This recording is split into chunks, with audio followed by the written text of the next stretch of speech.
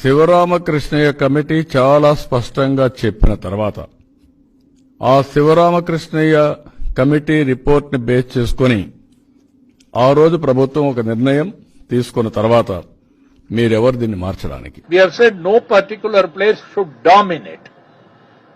The development should be distributed. దీన్ని base చేసుకుంటే విజయవాడ గుంటూరుకి ఆల్వేస్ పాజిటివ్ ప్లస్ పాయింట్స్ వచ్చాయి. And lot of it is multi-cropped agriculture, which is irrigated, and we have to try and protect that as much as possible for two reasons. One is food security, and the second thing is that the bulk of the employment in this state comes from agriculture. So it would be no good to build a capital and displace lots of farmers. అమరావతిని accept చేశారు. అందరికీ ఆమోదయోగ్యం, అందరికీ సమదూరం. నవ్యాంధ్రప్రదేశ్ రాజధాని ఎంపిక కోసం ఏర్పాటైన కేంద్ర పట్టణాభివృద్ది శాఖ మాజీ కార్యదర్శి శివరామకృష్ణన్ నేతృత్వంలోని కమిటీ తుది నివేదికను హోంశాఖకు సమర్పించింది. రాజధాని ఎంపికలో భాగంగా 11 జిల్లాల్లో పర్యటించి వివిధ వర్గాల నుంచి 4728 సలహాలు స్వీకరించినట్లు వివరించిన కమిటీ విభజన సందర్భంగా హైదరాబాద్ పై జరిగిన రగడను గుర్తు చేసింది. సూపర్ రాజధాని వద్దే వద్దని, ప్రభుత్వ విభాగాలు అన్నీ ఒకే చోట కేంద్రీకరించవద్దని స్పష్టం చేసింది.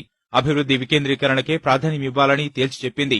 ప్రభుత్వ కార్యాలయాలను కేంద్రం కేటాయించిన విద్యా సంస్థలను 13 జిల్లాలకు పంపిణీ చేయాలని సూచించింది. అమరావతిని యాక్సెప్ట్ చేశారు. అందరికీ ఆమోదయోగ్యం, అందరికీ సమదూరం. రాజధానిని చక్కటి సాగుభూములు ఉన్న విజయవాడ, గుంటూరు ప్రాంతంలో పూర్తిగా కేంద్రీకరిస్తే ఆర్థికంగా, పర్యావరణ పరంగా నష్టదాయకంగా పరిణమిస్తుందని కమిటీ అభిప్రాయపడింది.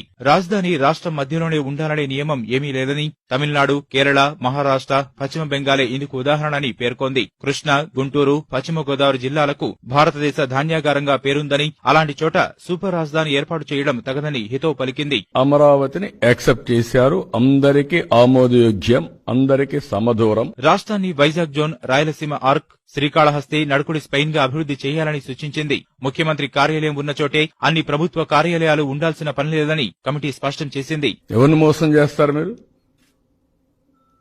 ప్రజల్ని మోసం చేయడానికి మీ ప్రయత్నాలు